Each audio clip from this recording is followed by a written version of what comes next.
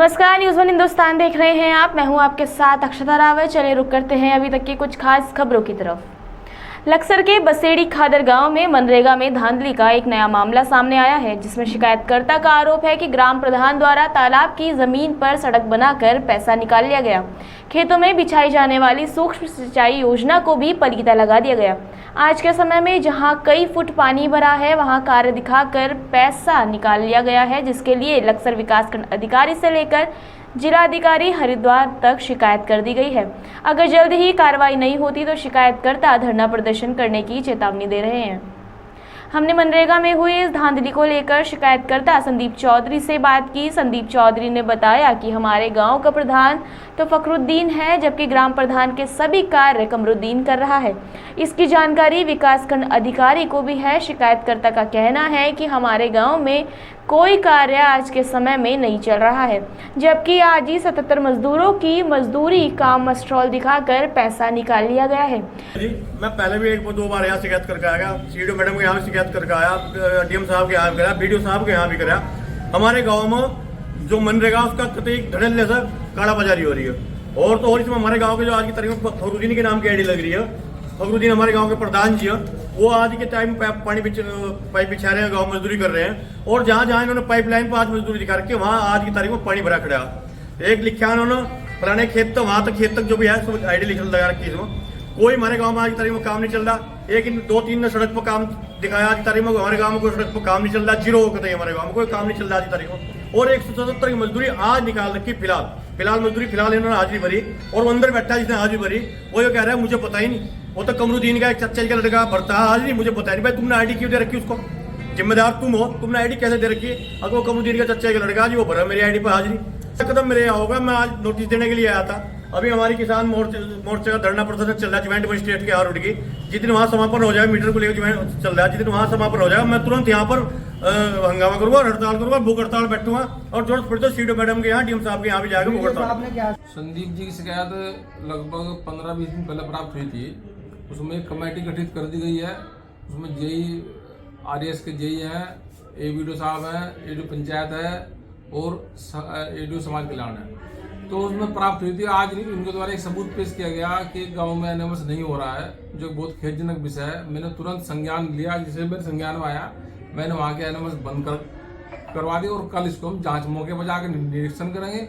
जो जिसके खिलाफ पाया जाएगा दंडात्मक कार्रवाई करना सुनिश्चित करेंगे। प्रधान की जगह दूसरी जांच का विषय है, उसमें आप जाकर उसमें जांच करवाई जा सकती है कि भाई साइन वो कर रहा है, प्रधान दूसरा है, वो अलग चीज हो गई। जो मैंने बताया आपको, ये संज्ञान में दिया है अभी चौधरी साहब ने कि वहाँ एनएमएस हुआ है और लेबर नहीं है। तो उसका आज मैंने तुरंत लिया हुआ एनएमएस मैंने बंद कराई और कल सुबह इसकी जांच करेंगे। Bureau report, news one Hindustan, Laksar. Mahamandaleshwar Yatishwaranand Giri ji Maharaj ने हिंदू पर हुए सभी अत्याचारों का जिम्मेदार मोहम्मद को बताया। भारत बांग्लादेश क्रिकेट श्रृंखला लाखों हिंदुओं की लाश पर चलने वाला कुछ नेताओं और व्यापारियों का तमाशा है। वो तथाकथित 100 करोड़ हिंदुओं के स्वाभिमान को सीधी चुनौती है। इस श्रृंखला का अर्थ ये है कि व्यापारी नेता गठजोड़ के लिए हिंदुओं की जान और हिंदुओं की बहन बेटियों की इज्जत की कोई कीमत नहीं है। अगर आज तथाकथित 100 करोड़ हिंदुओं में जरा सा भी स्वाभिमान बाकी है तो उन्हें शर्म से डूब मरना चाहिए। ये विचार एक वीडियो के माध्यम से शिव शक्ति धाम डासना के पीठाधीश्वर या व श्री पंचदशनाम जूना अखाड़े के महामंडलेश्वर यतीश्वरानंद गिरी महाराज ने व्यक्त। वहीं महामंडलेश्वर यतीश्वरानंद महाराज का कहना है कि 19 सितंबर से 12 अक्टूबर तक चलने वाली यह क्रिकेट श्रृंखला बांग्लादेश के बारे में निर्देश हिंदुओं का घोर अपमान और तिरस्कार है। श्री अखंड परशुराम अखाड़े के अध्यक्ष पंडित अधीर कौशिक ने भी महामंडलेश्वर की बात का समर्थन किया और संत समाज से इस विषय को गंभीरता से लेने का आग्रह किया। बांग्लादेश में 1.5 दिन में हमारे लाखों लोग मार दिए।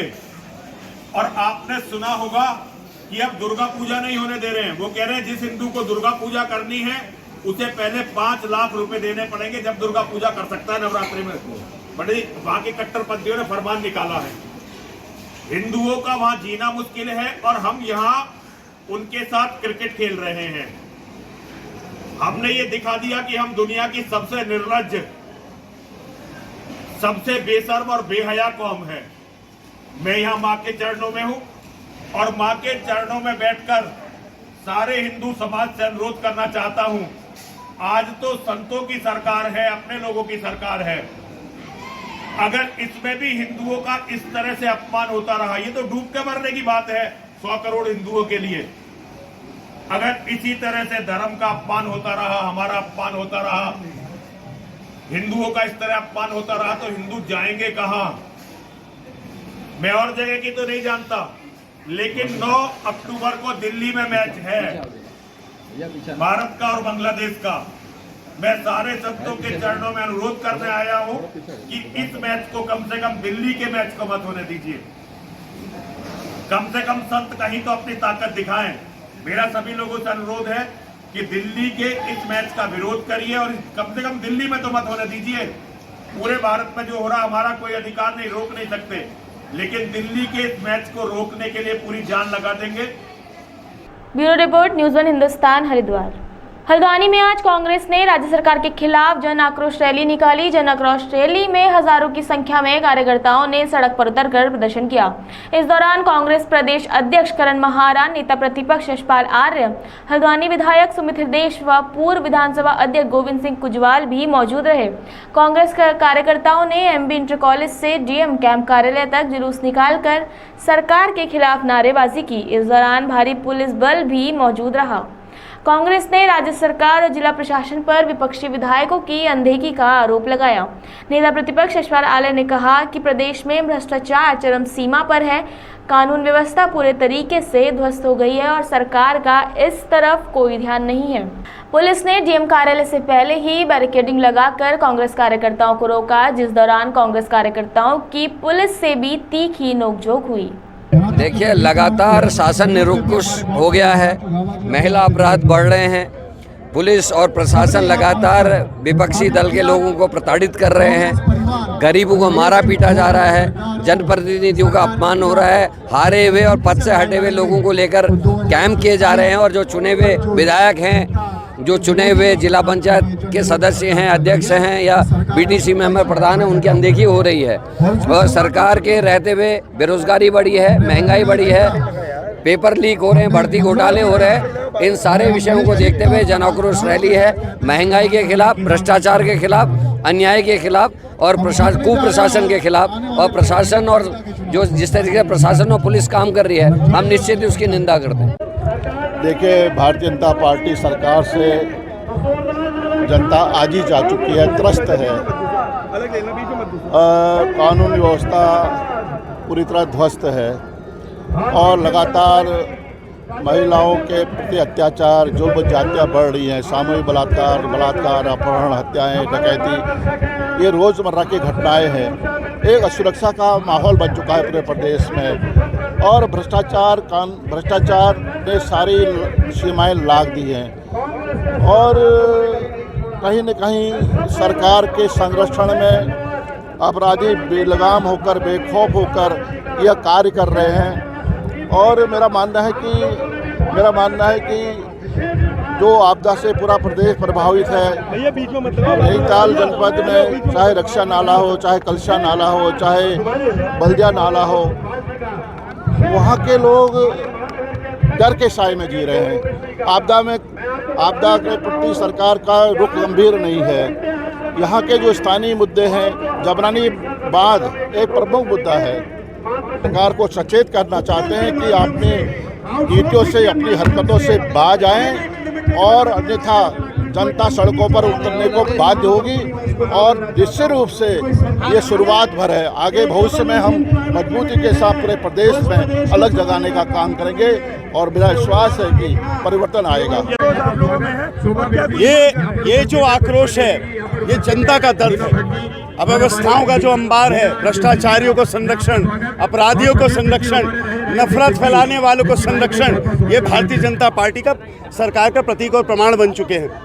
लगातार हम देख रहे हैं हल्द्वानी में इनके संगठन नफरत का बाजार खोले हुए बैठे हैं, हिंसा करने पे उतारू हैं, खुद कानून को अपने हाथों में ले रहे हैं और ये अधिकारी तानाशाही रवैये से लोगों से बात करते हैं।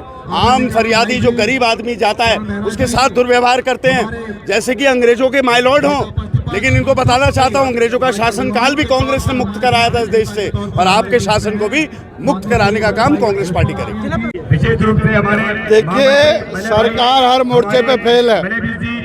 इस इलाके का सबसे बड़ा रोजगार देने वाली दाबका, कोसी, गोला, जो करीब 70-80 हजार लोगों को रोजगार देती थी, वो निजी हाथों में दे दिया गया है। जिन लोगों ने 2 करोड़ नए रोजगार हर साल देने की बात की थी, उन्होंने 40 करोड़ बेरोजगार बना करके घर बिठा दिए हैं।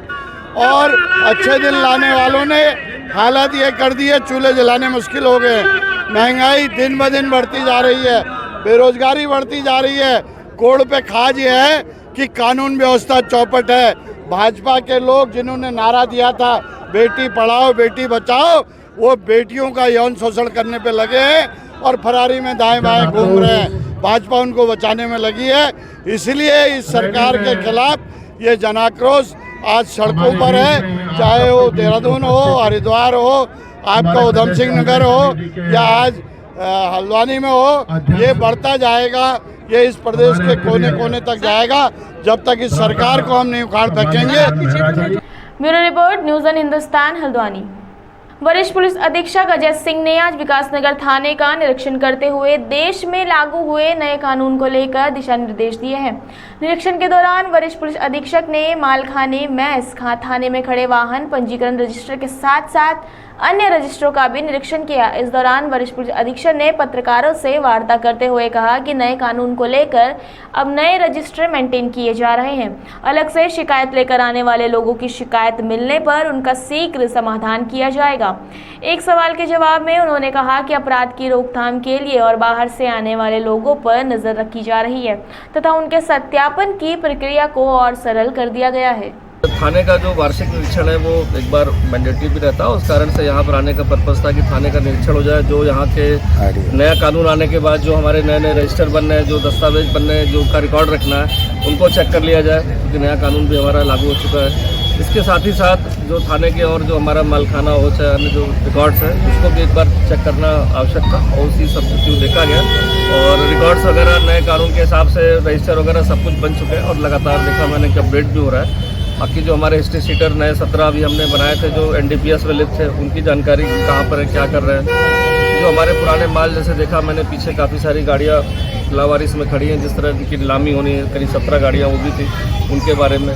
बिसरा का जो परीक्षण के लिए रहता है, उसका आने के बाद उसका डिस्पोजल करीब 60 के करीब पाए गए कि अभी रखे हुए हैं। कुछ चीज़ें ऐसी हैं जो डिस्पोजल के लिए है, कुछ चीज़ें हैं जो नए रिकॉर्ड्स डेवलप हो रहे थे, और बाकी जो यहाँ के जो अपराध से समीक्षा या जो रिकॉर्ड्स है, ज़्यादातर उसको देखना था साफ़ सफाई और खासकर अपने कर्मचारियों से थोड़ी बात करके, क्योंकि कोई समस्या, व्यक्तिगत समस्या या कोई ऐसी कोई समस्या हो तो उसको बता दें।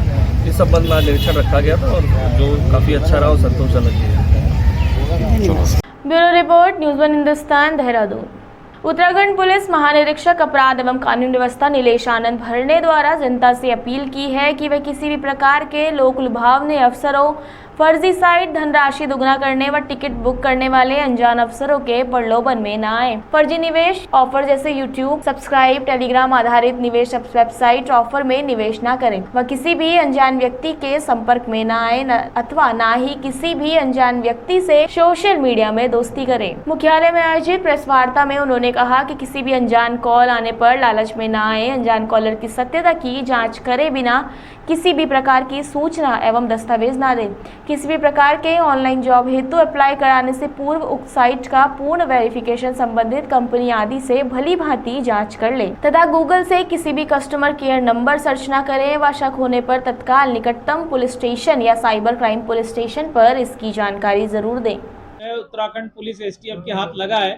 इसमें एक बहुत बड़ी जो है उपलब्धि जो है उत्तराखंड पुलिस की ये है। इसमें आज STF ने जो है मंगलोर बेस जो है एक बड़ा गैंग जो है ऑपरेट हो रहा था, जो कि विदेशों में जो है सिम कार्ड OTP बेचने का कार्य करता था। ये पूरा गैंग पिछले 1 साल से यहाँ एक्टिवेट था। ये पूरे भारत में अपने आप में एक पहला ऐसा प्रकरण होगा जहाँ पर जो है इस तरीके से जो है यहाँ पर जो सिम कार्ड्स है और OTP नंबर्स है, ये साउथ ईस्ट एशिया जो है, जो कंबोडिया, वियतनाम, चाइना, मलेशिया यहाँ पर जा रहे थे, जो सिम कार्ड खरीदे जाते थे, तो जो गांव के ऐसे भोले भाले लोग हैं उनको जो है अलग अलग प्रलोभन देकर, जैसे चाय के कप, टी शर्ट या पैसे ऐसे देकर जो है उनके आधार कार्ड और बायोमेट्रिक्स लिए जाते थे और सिम कार्ड इशू कर लिए जाते थे। और सिम कार्ड्स जो है ये जो मोबाइल बेचने वाली जो दुकानें होती है, मोबाइल सिम कार्ड बेचने वाली दुकानें, तो सिम कार्ड बेचने वाली दुकानें जो है इनको सप्लाई कर रही थी ये साउथ ईस्ट एशियन कंट्रीज़ को। और इन सारे सिम कार्ड्स के माध्यम से जो है बड़े साइबर फ्रॉड्स जो है अंजाम दिए जा रहे थे। अब तक के 35 ऐसे केस जो है भारत में इसके माध्यम से जो है वो दर्ज है, जिसमें 1 करोड़ से ज़्यादा की जो है वो साइबर फ्रॉड की डकैती जो है बंगाल में है, 10 लाख से ऊपर की डकैती उत्तराखंड में भी है, गोपेश्वर में। तो 2 मामले जो है इसमें उत्तराखंड के और 35 से ज़्यादा मामले जो है भारत में, जो इन सिम कार्ड्स को के माध्यम से जो है साइबर ठगी की गई। तो ये एक बहुत बड़ा मामला जो है ये उत्तराखंड पुलिस STF ने जो है इसको क्रैक किया है। Bureau report, news 1 Hindustan, Dehradun. अभी के लिए इतना ही। आगे खबरों के लिए आप बने रहिए न्यूज़ 1 हिंदुस्तान के साथ। तब तक के लिए नमस्कार।